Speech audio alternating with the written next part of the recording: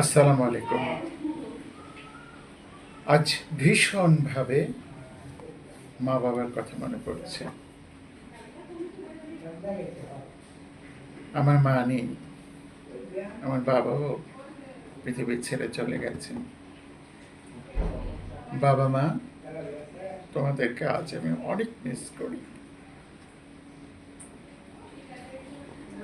আপনাদের যাদের মা বাবা আছে,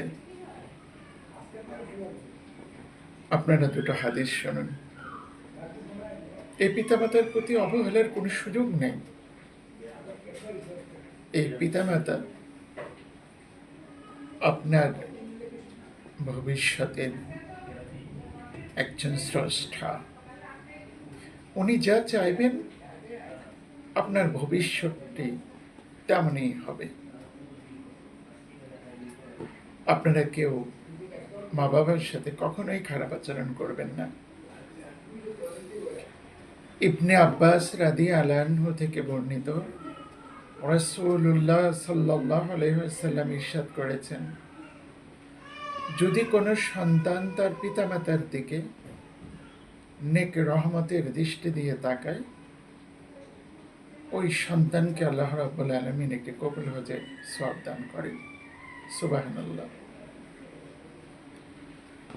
মিশরের এক অত্যাচারিত বাদশা ছিলেন, যার নাম ফেরাউন। তিনি এত অত্যাচার করেছেন, ছোট ছোট শিশুদেরকে হত্যা করেছেন।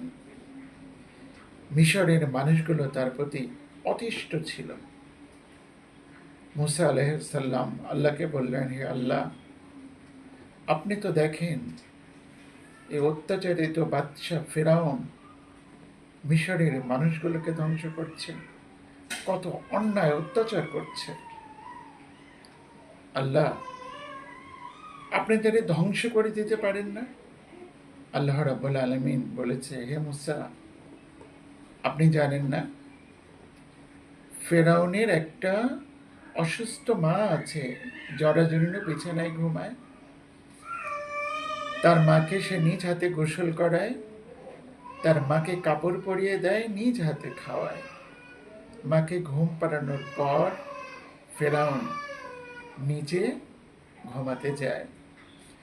তখন এই ফেরাউনের মা মাঝরাতে আমাকে হাত তুলে বলে, হে আল্লাহ, আমার ছেলে অত্যাচারিত, তিনি মিশরের মানুষকে হত্যা করেছে। আল্লাহ গো, আপনি তারে গজব দিয়েন না, তারে ধ্বংস করেন না। আল্লাহ, আপনি যদি তারে ধ্বংস করে দেন, আমারে কে খাওয়াবে?